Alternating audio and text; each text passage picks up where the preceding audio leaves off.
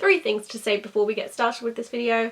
One, I have been really ill recently, so I sound like I have a blocked nose because I do.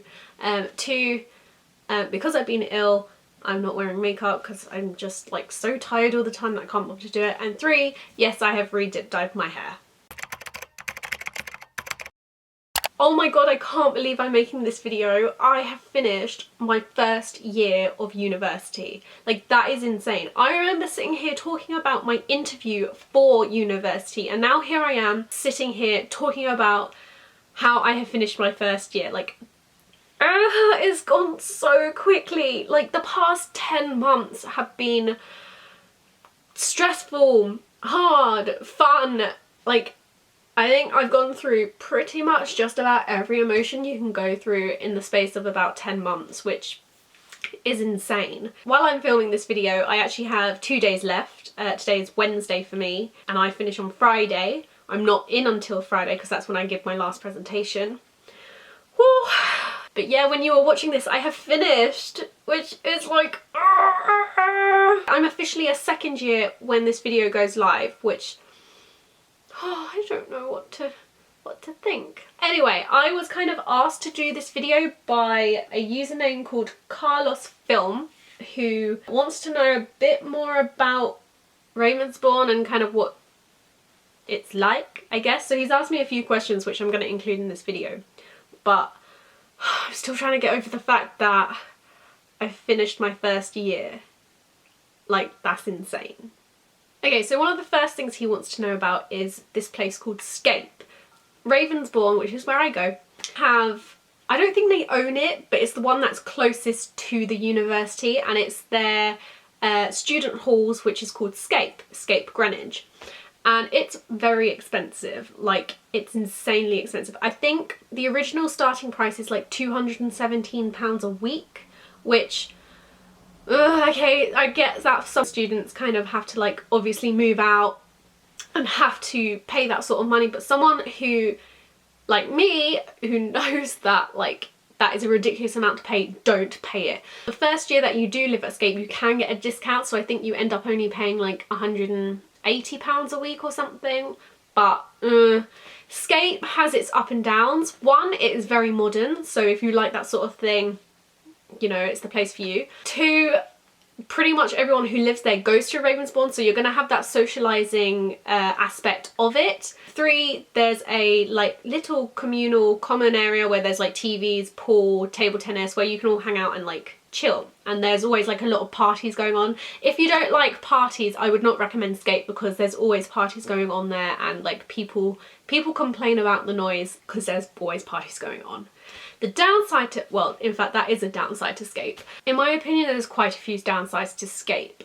One, the price. I've already mentioned it's ridiculously expensive for what you get. Two, in your room you don't get a kitchen, which for student halls is like ridiculous. So basically what it is, you get your own room, you get an ensuite, and you get kind of like a kitchenette thing. So you get a fridge with a small little fridge freezer bit at the top.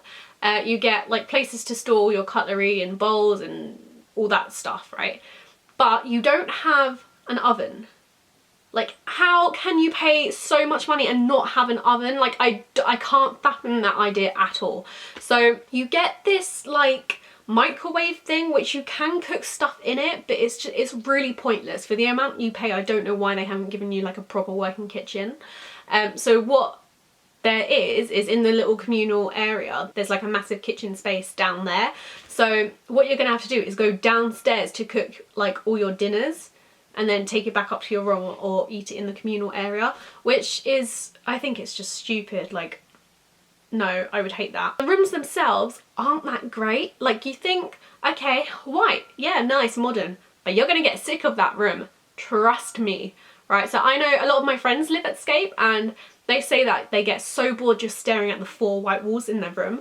Obviously you can decorate it with your own stuff, but at the same time I don't think I would recommend Scape unless you want a 10-minute walk to university. That's probably the only good thing you're going to get from it, if I'm being honest, and then meeting obviously a lot of people from the university itself, but I probably wouldn't recommend Scape. There is, however, another student halls called Farndale Court. It's a half-an-hour bus journey from Ravensbourne, so from North Greenwich Station it's like a half-an-hour bus journey. You pay £145 a week, so obviously quite a bit of difference there. You get placed into a flat of 6 people, whereas in Scape you're only in like one room. Scape's kind of like a hotel, you have your own separate rooms, but at Farndale you're in a flat of 6 people, and then there's a kitchen which you all share and cook and stuff, and there's like sofas and things, which I personally think is better. Farndale has its flaws, like there's a lot of them, things constantly break and the landlord is not great. I don't live there, my boyfriend lives there currently, but there's been a lot of issues. Obviously the price is better, but then you have to factor in how much you're spending on travel to get to uni every day. The other alternative for living in student halls is Unite Stratford. I think they pay £150 a week, don't quote me on that. It's either 150 or 180, I'm not sure. And I haven't actually been there. I've been to Unite Tottenham, which is like the same company, just in a different area of London. And you get like your own room, your ensuite. Again, you're in a flat of like 6 people, and then you share a kitchen, which I think is a better way of doing it than at Scape. And then it's like 10-15 minutes on the tube, because you're like 3 stops away, I think, to North Greenwich or something. So those are like the 3 accommodation options. And then of course, someone like me who's coming from London, I live at home and travel, or you can obviously meet people and get a house, which is what I'm doing for second year. I'm moving out finally. As long as we can find somewhere to live, I am moving out. So might not see this background anymore, which is really sad, because like I've been working on this wall for like a good few years. Like it's gonna be sad when I move out and I don't have this as my background anymore. The next thing Carlos wants to know is about the cafeteria at Ravensbourne.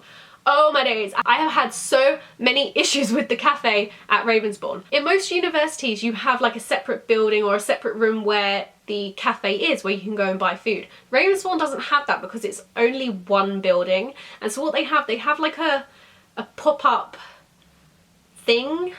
I don't know how to explain it, and I don't think I have a photo. I probably can't find a photo, like, yeah, I don't know how to explain it. But yeah, they have like this cart where they serve you meals, but it's not like a proper cafe, and it's ridiculously overpriced, and sometimes they give you the wrong stuff. The amount of times I have ordered a ham and cheese toasty, right? So you pick it up from the little cold section, you hand it to them, and then they put it in the toasty thing to make it warm. The amount of times I have given them that, waited for it to collect it, and they've given me the wrong one, like, it's, how can you get that wrong? Oh, they'll be like, oh, so here's your food, and I was like, oh, that's a ham and cheese toasty. They're like, yep.